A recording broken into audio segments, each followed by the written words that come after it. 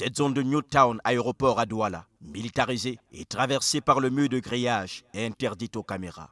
Depuis les dernières casses, plus de 2000 familles ont été déguerpies à coups de gaz lacrymogène. Des mois durant, plusieurs ont vécu comme des clochards. Au début, on a vécu dans une maison dont les habitants étaient quittés comme il y avait encore la toiture.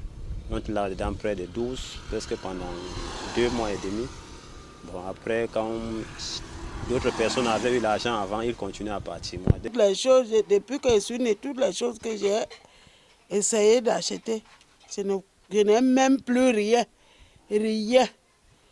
Si ma fille ne m'amenait même pas, c'est que les gaz là, ça me tuait. Pour beaucoup sans-abri, l'amertume et le traumatisme restent visibles. Le luxe et la beauté de leur maison, couverts dès lors par la ruine. C'est dans ces ghettos, sur le sol entassé, que adultes et enfants partagent la même chambre délabrée. Dans la chambre de derrière, pour l'instant, on dormait à bord à 3. Maintenant, au fur et à mesure, on voit la situation. Quand ton frère vient te connaître et dit que gars, je n'ai pas où mettre l'œil, tu veux dire que gars, c'est-toi à terre.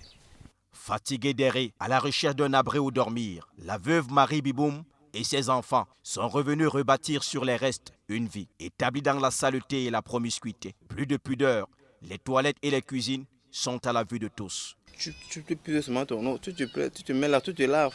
Est-ce que quand tu veux déjà mourir, tu as encore peur de cercueil?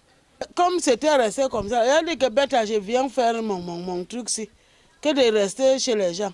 À peine que je suis venu, c'est là que les caterpillars aussi des militaires sont aussi venus. Ici, les murs ont des oreilles. Les gens vivent dans la crainte de l'inconnu. Les plus résistants, logeant au milieu de ces décombres, ont un avenir incertain.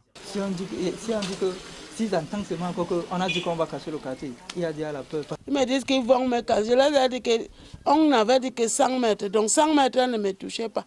La procédure d'indemnisation initiée est sans écho favorable. Plusieurs se sont découragés. Parfois, on demande des collectes qu'il fallait que chaque maison collecte 2000, 5000, comme ça. Je ne sais pas si c'est ça qui paye les avocats, mais il y a parfois qu'on demande des collectes. Donc il faudrait collecter l'argent pour la procédure du dossier. Les efforts pour restaurer la dignité humaine se butent à la dure réalité de la vie.